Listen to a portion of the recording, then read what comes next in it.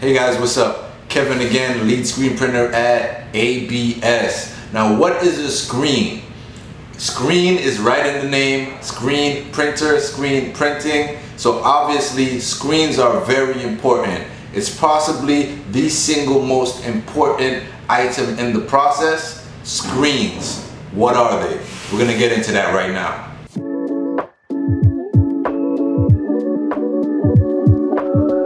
Alright, so screens, what are they? I have one right here.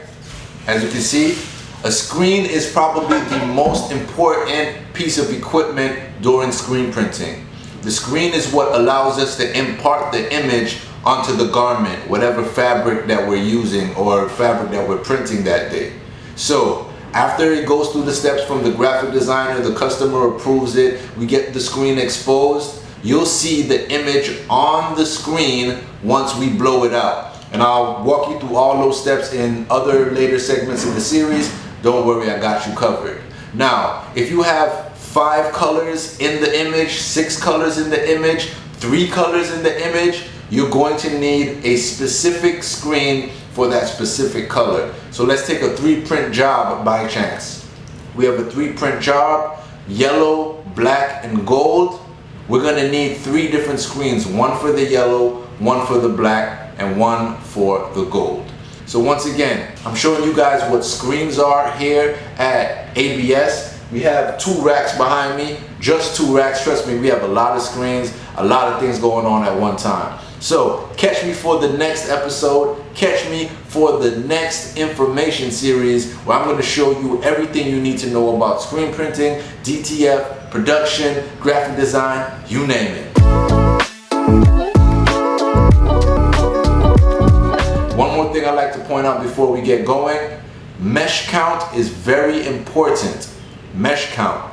Here I'm going to show you a chart that we have in our dark room. That's where I'm at right now. That's why the lights look yellow. It's not just special effects. There's an actual reason. We can't have UV light touching the screens or they're going to get hard.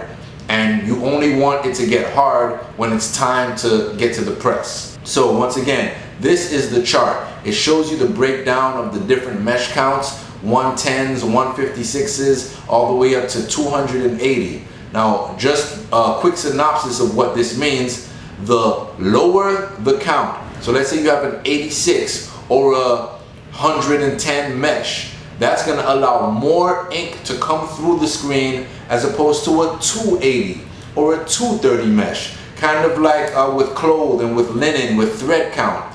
The lower the number, the wider the gaps within the thread is, the gaps within the mesh is. And if the gaps are wider, it allows more ink to come through. 230s, 280s, those have smaller gaps. So the smaller the gap, the less ink is going to come through.